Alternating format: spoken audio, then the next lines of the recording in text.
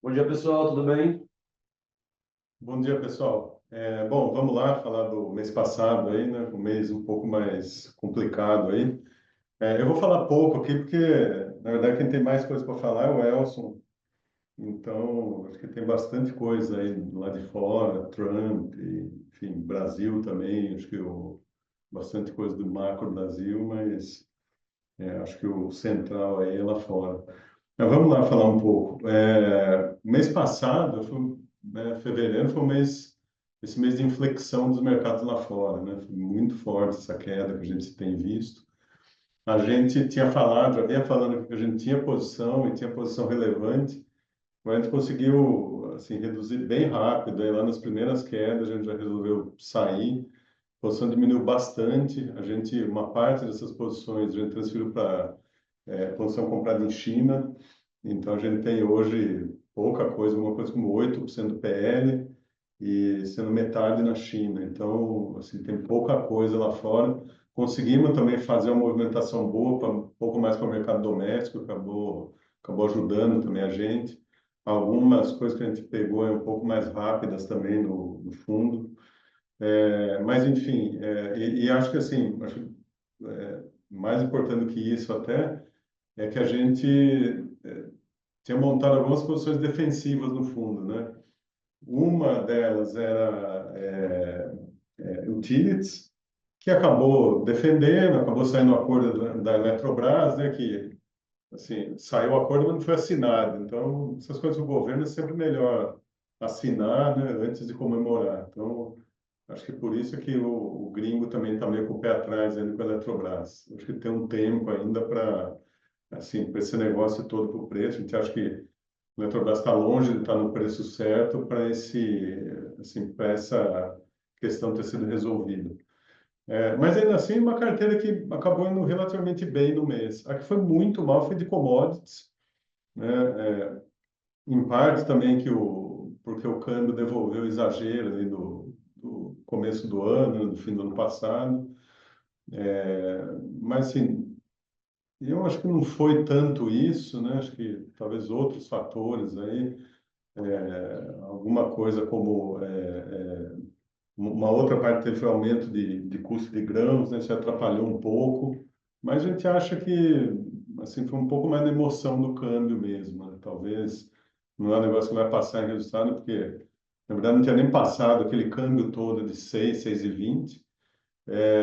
Então 5,70 é mais do que bom para essas empresas ganharem bastante dinheiro. Então a gente está tranquilo nessa posição também, apesar de a gente ter reduzido em parte também alguns nomes aí que a gente tinha investido, em especial petróleo, tá? Assim, conforme os riscos aumentam lá fora e essa pressão do Trump para aumento de produção lá no Oriente Médio, eu acho que traz uma mensagem de petróleo um pouco mais para baixo. Então, a gente resolveu sair.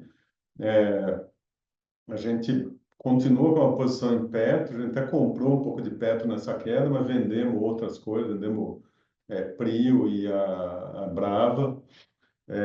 A Petro tem um conforto grande ainda, né, porque tem um custo de extração, né, muito baixo, então a gente achou que faz sentido ter. Outras coisas aí que a gente ainda tem na carteira, porque a gente acha que esse mercado não é tão, o mercado é meio em ranges aí, na nossa opinião. Não sei se acontece uma coisa muito ruim lá fora, então a gente tem uma posição doméstica, né, em varejo, que a gente montou agora nessa última queda também, é uns 5, 6 do PL, em vários nomes. A gente tem uma posição em incorporadoras, que é basicamente três nomes que a gente já tinha falado da outra vez, Cirela, Cury e Direcional. Temos 6% do PL e eventualmente a gente migra entre nomes, né, mas basicamente entre essas mesmas. É, então, bom, tem a posição em bancos, né, que a gente acabou montando de novo, né, a posição no Nubank, também é outra coisa que é bom lembrar aqui. A gente, pré-resultado, a gente acabou saindo de dois nomes que a gente tinha uma posição relevante na carteira, que foram o Mercado Livre e o Nubank. Acabou sendo bom, porque o Nubank a gente vendeu no topo, o Mercado Livre a gente vendeu, subiu no dia, depois devolveu tudo e bem mais do que o preço que a gente tinha vendido.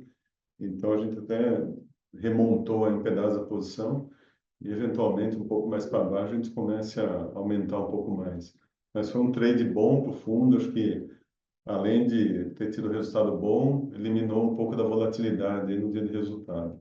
Isso é bem importante também para a gente.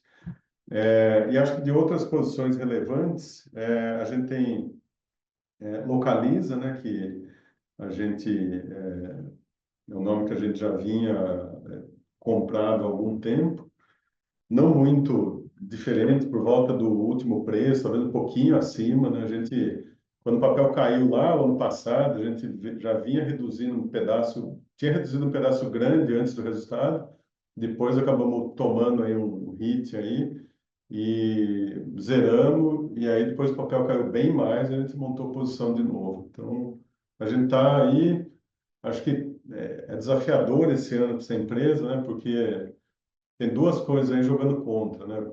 Primeiro o crédito muito caro, crédito aí, eu acabei de ver isso, para pessoa física, para financiar veículos no sistema, está por volta de 28% ao ano.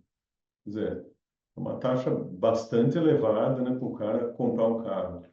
E acho que a segunda coisa, né, quando você começa a ter uma inflação, uma aceleração de inflação, né, não que a gente esteja agora em aceleração, depois o Elson até me corrige aí, caso eu esteja errado, mas quando você teve aquela aceleração inicial, o salário não anda junto, então o cara perde poder de compra. Então, assim, além de tudo, você tem um mercado caro e com menos oferta de crédito. Então, tem um problema nisso aí. E o preço do carro que continua subindo, né? Então, você tem um ativo muito caro, com juro muito alto e com uma renda disponível mais baixa, né? Uma renda para o cara poder gastar nisso aí. É uma combinação não muito boa. Acho que tem algumas coisas que as empresas podem fazer e a Localiza já vinha fazendo. Primeira é aumentar a depreciação, por isso que a ação caiu tanto.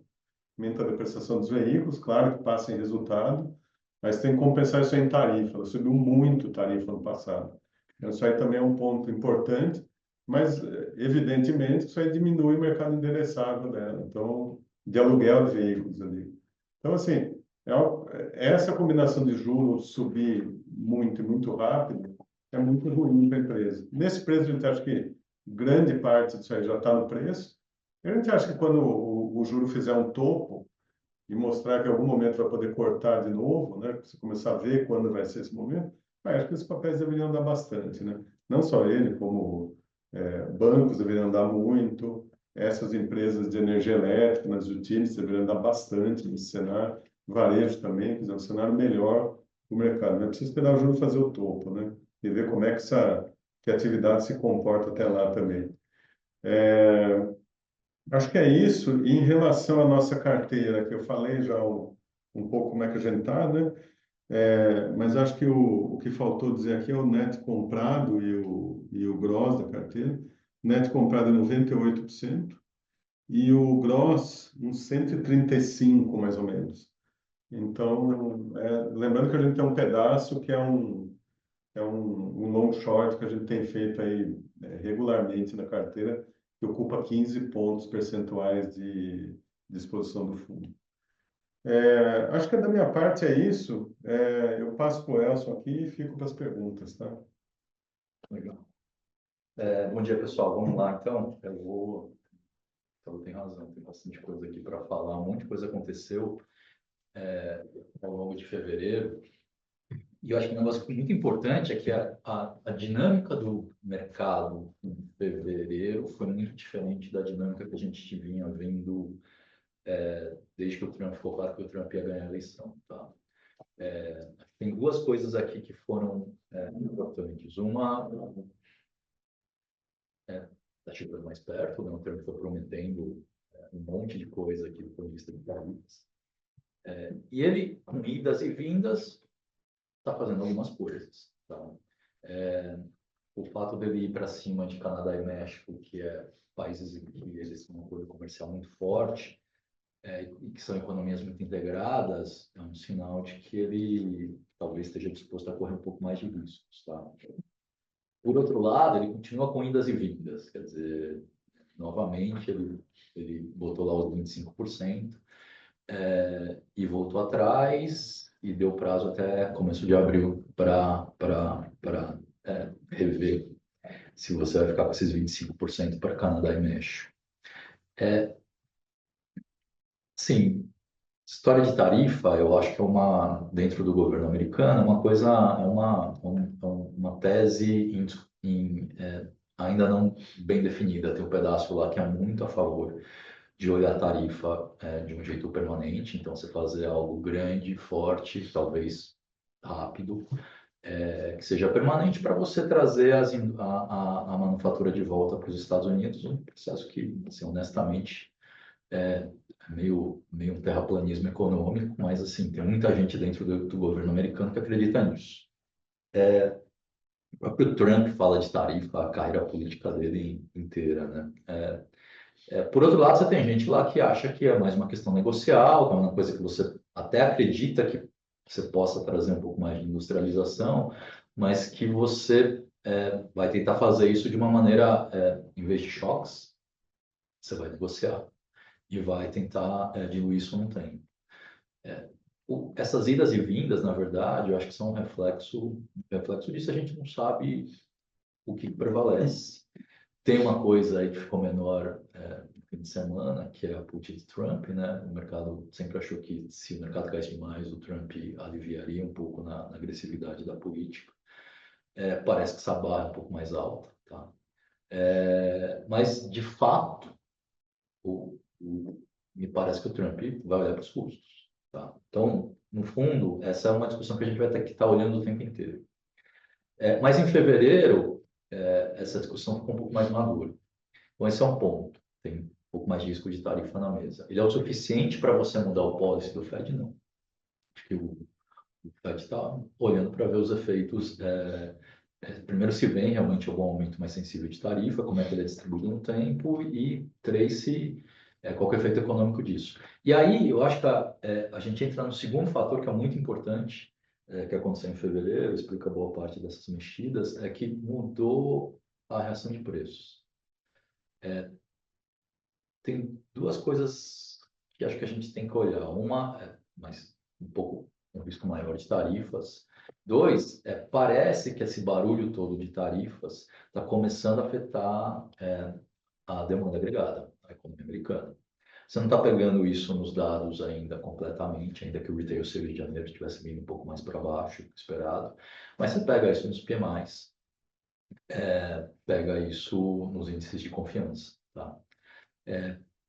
Tarifa é um negócio esquisito, porque, de um lado, ele é um choque de oferta, para a mesma quantidade ofertada, os preços sobem, mas, por outro lado, ele é um choque de demanda também, porque você bagunça a economia, você reduz capex, diminui, aumenta as dúvidas do consumidor e a demanda vem para baixo.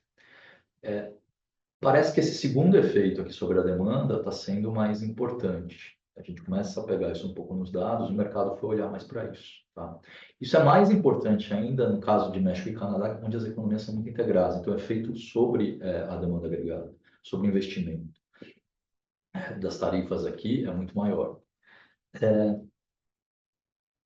Quando você sai de uma história de que tarifa é um choque de estagflação, quer dizer, um choque de oferta negativo, e passas por uma história de que tarifa vai afetar primeiro a demanda, isso tem implicações muito importantes e muito diferentes para o mercado. Tá? No primeiro caso, acho que é o trade que valeu desde que o Trump ganhou a eleição até agora, no começo de fevereiro. O que você tem com isso? Uma excepcionalidade ainda maior dos Estados Unidos, porque você sustenta uma taxa longa mais alta, a economia americana vinha crescendo bem, segue crescendo, se você não considerar tarifas e olhar os dados, sem seus de confiança, os qualitativos, os números ainda são bem ok.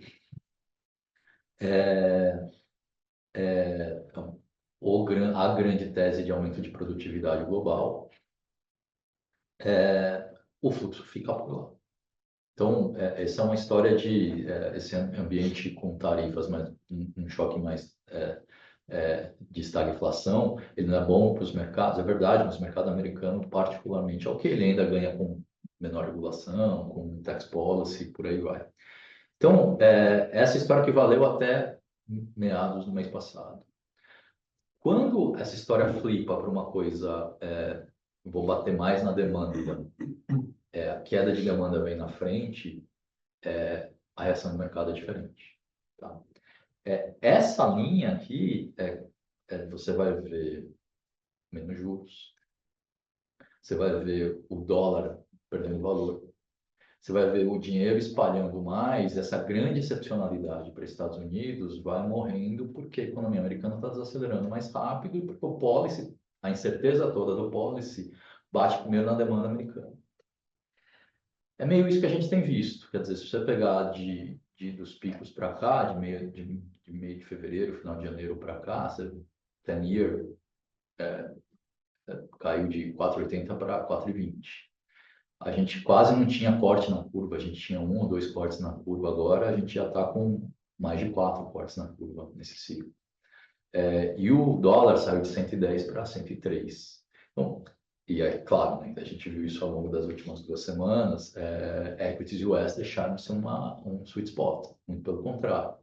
Você pega a posição técnica, todo mundo comprado nesse case, o mercado está vendendo ele ainda de maneira relevante. Então, tarifa agora ficou sendo um short US e o mundo fica relativamente melhor. Tá? Essa é uma história que não é ruim para emerging markets, pelo contrário. Eu acho que se você não tiver uma recessão para a US de novo, assim, acho que você tem que contar uma história. A história de desaceleração é uma história muito boa para a IEM. A história de recessão é um pouco mais complicada, mas a desaceleração é uma história muito boa.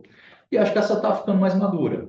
Então, parece que é uma história bastante ok para emerging markets, porque ainda que não seja nada, talvez não seja, a gente não esteja ganhando concurso de beleza, a economia americana, que era para onde o dinheiro estava indo, está ficando pior. Então, no caso, acho que o Brasil está ficando menos despiorando, no relativo com o resto do mundo. E aí acho que a gente tem que tentar entender um pouco o que é de Brasil, quer dizer, tem um ambiente melhor. É isso que explica o real ter saído de 6,20 para batido 5,65, agora está 5,80. Toda a apreciação vem desse cenário global melhor. Como é que é o efeito disso para o Brasil? Eu acho que o primeiro grande efeito, quando a gente olha para a dinâmica aqui de Brasil, o primeiro grande efeito disso está em ajudar no trade de desinflação.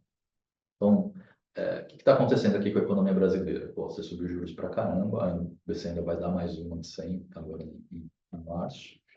A economia começou a desacelerar, você tem alguns dados qualitativos no mercado de crédito mostrando isso, mas aqui o hard data também já está mostrando, o quarto TRI já foi pior, consumo no quarto TRI foi negativo, a gente pega tantos os dados de indústria, serviços e varejo estão apontando para baixo.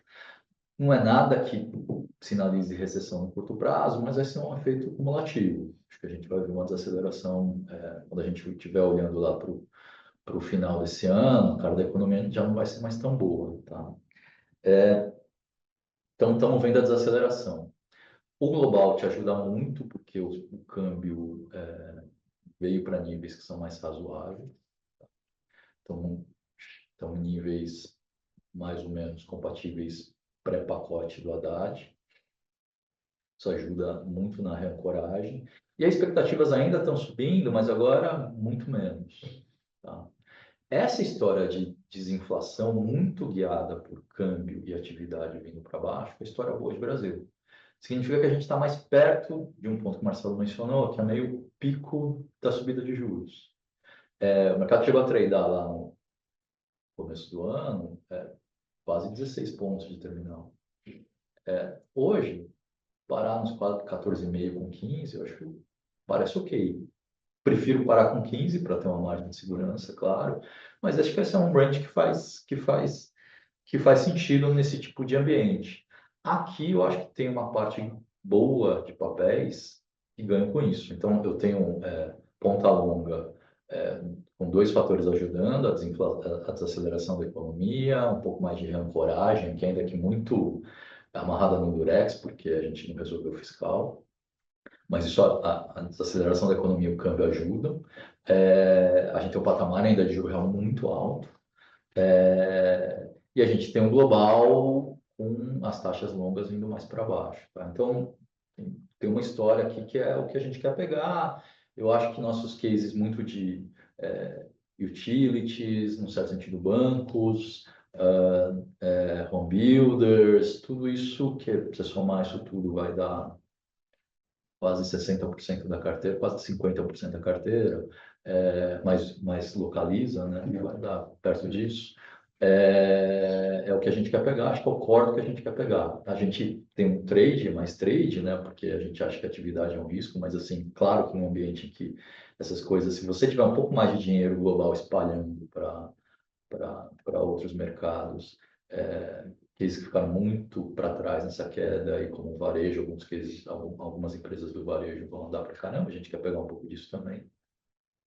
E eu acho que era uma coisa que aí o Marcelo já mencionou, um lugar que parecia ser muito bom para você ter posição no ambiente de tarifas, que era principalmente tech e US, deixou de ser. Tá? Pode ser um trade, pode ser que a excepcionalidade americana continue valendo. Acho que tem vários elementos para a gente acreditar nisso, né? Você tem AI, você tem produtividade subindo, mas tem uma correção de cíclica para ser feita.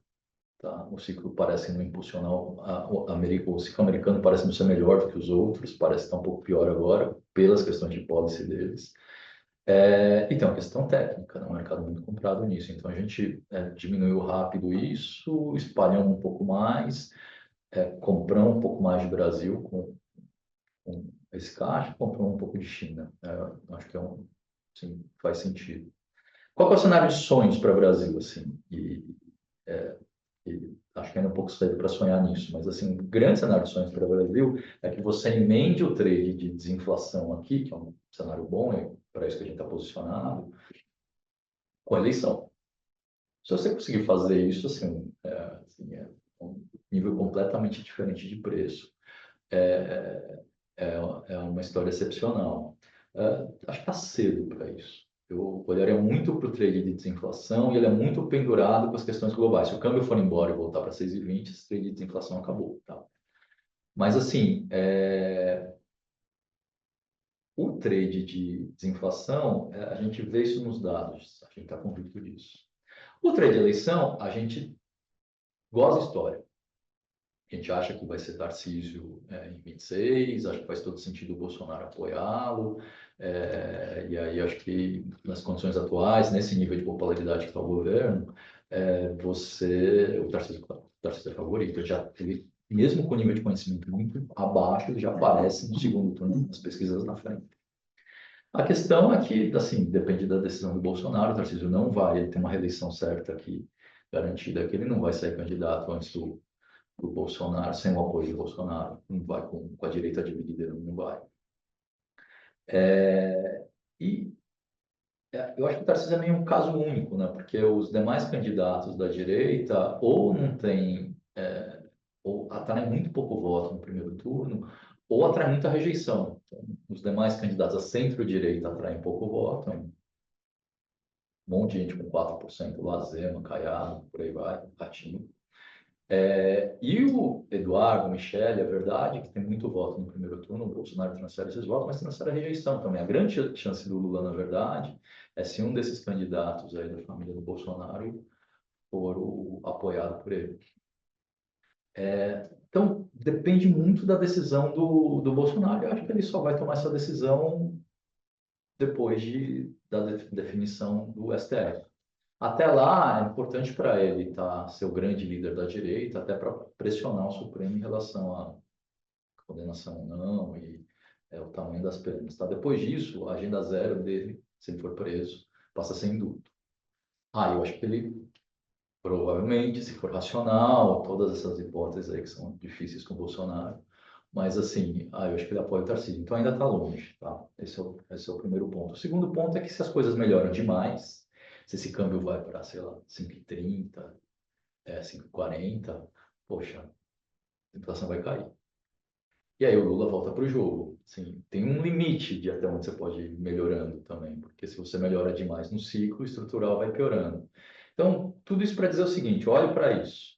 olhe para uma indefinição ainda do que você tem de tarifas. Tarifas também, a gente está tem vol, mercado difícil, mas assim, a gente está olhando para o policy, é um nível que o Fed segue baixando os juros, afeta mais a demanda, e talvez ele baixe mais ainda os juros, que beneficia a gente. A gente, eu digo, emerging markets. Por outro lado, se o Trump for muito forte nas tarifas e muito rápido, a gente volta para o trade de estagflação.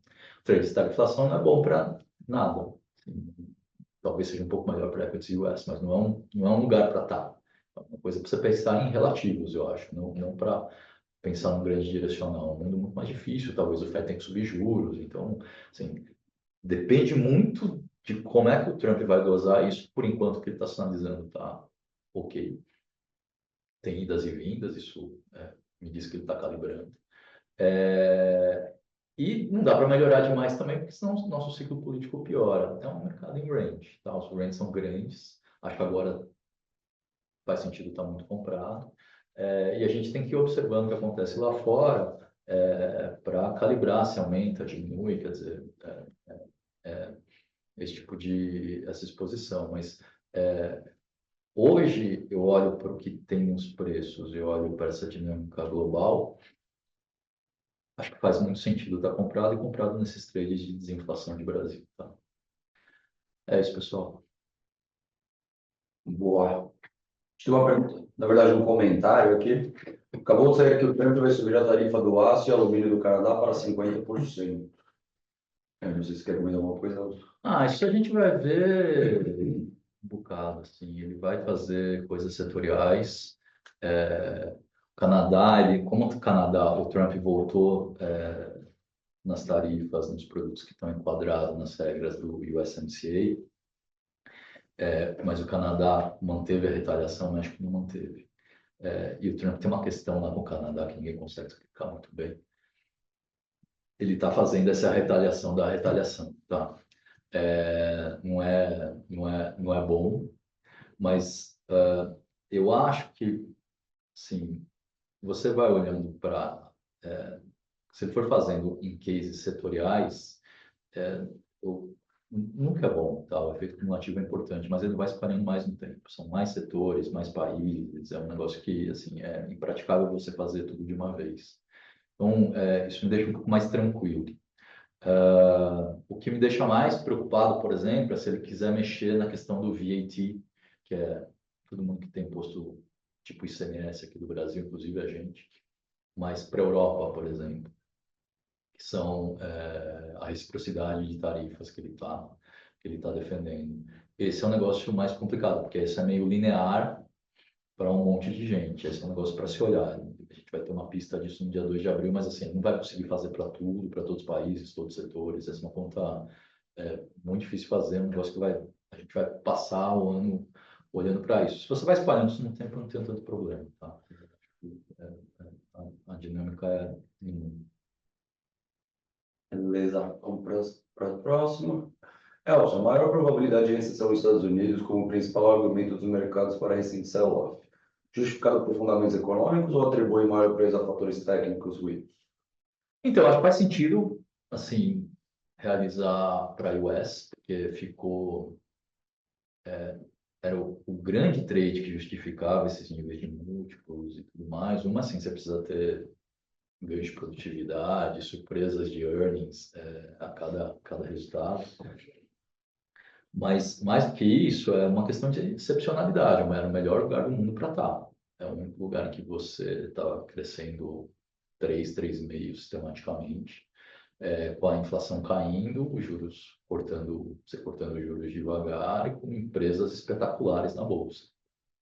Eu acho que as empresas continuam espetaculares, Marcelo pode falar isso melhor do que eu, mas assim, do ponto de vista cíclico, ficou mais complicado, porque se a demanda está caindo na frente, a economia americana tem mais problemas do que o resto do mundo.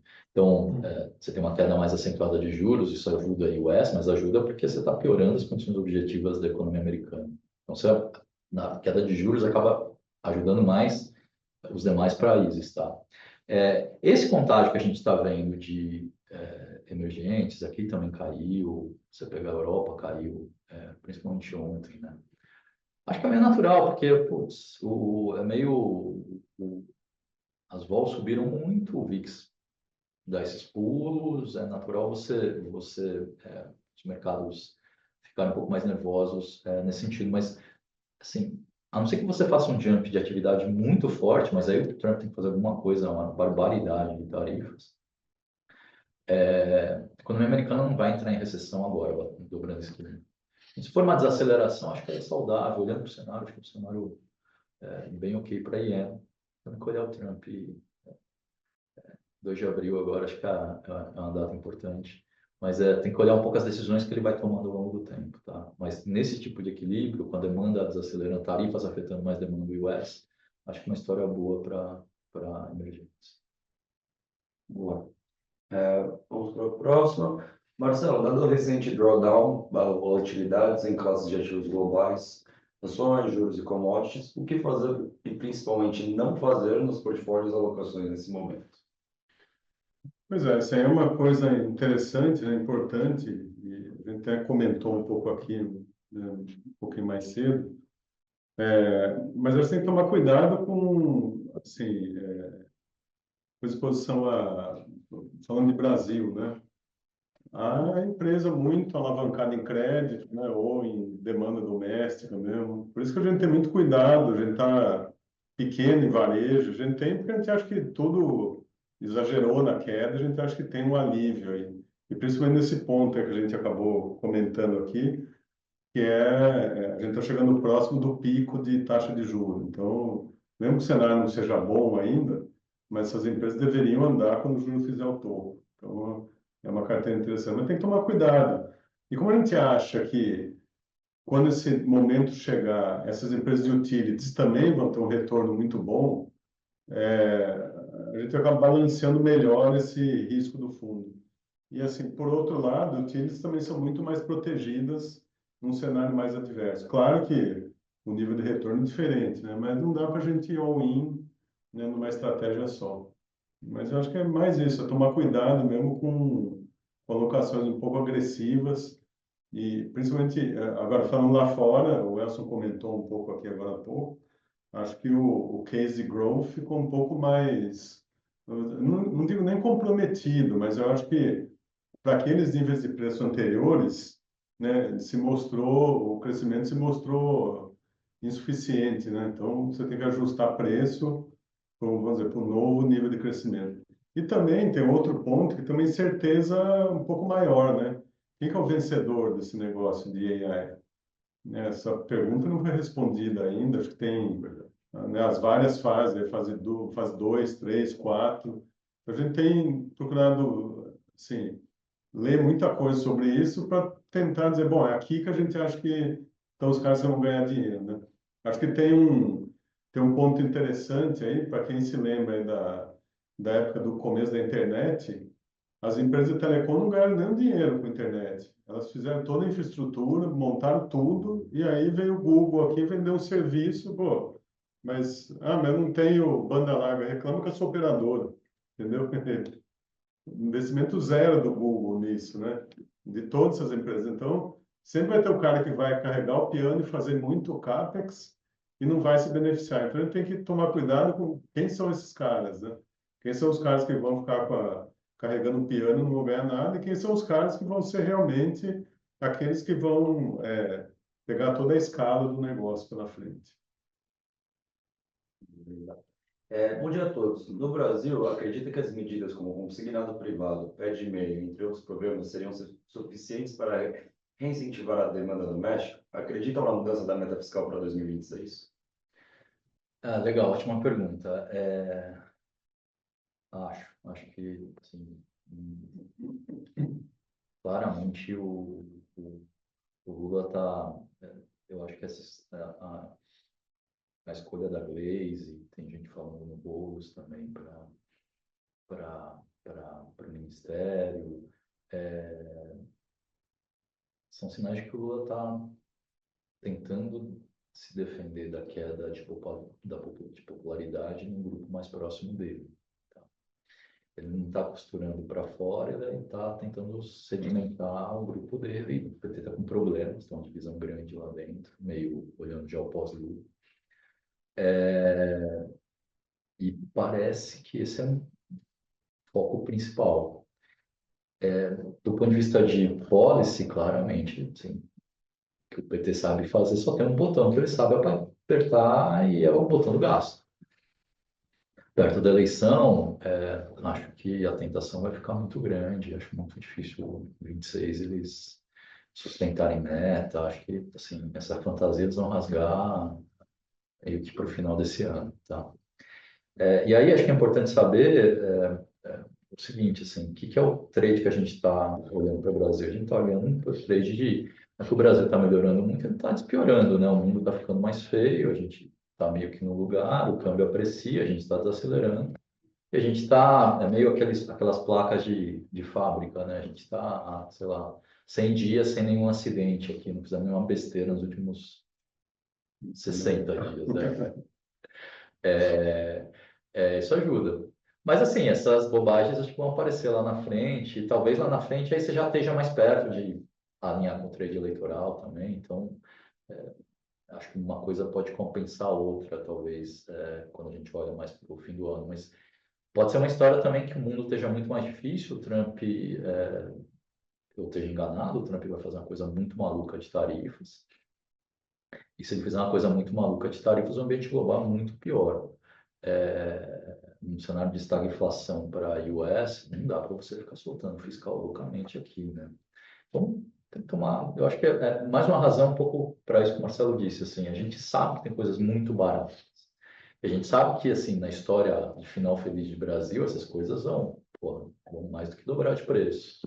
Mas não dá para estar carregando o fundo completamente nessas coisas, porque você consegue contar histórias muito negativas, uma parte disso passa pela deterioração fiscal, melhora a demanda, aí está em cima da hora, ele ganha a eleição, isso aconteceu com a Dilma, aconteceu com o Bolsonaro, pode acontecer com o Lula. A grande popularidade por medida fiscal populista. Beleza. Então é isso, pessoal. Se tiverem mais dúvidas, depois podem mandar para a gente que a gente responde. Bom dia a todos. Tchau, obrigado, pessoal. Obrigado, pessoal.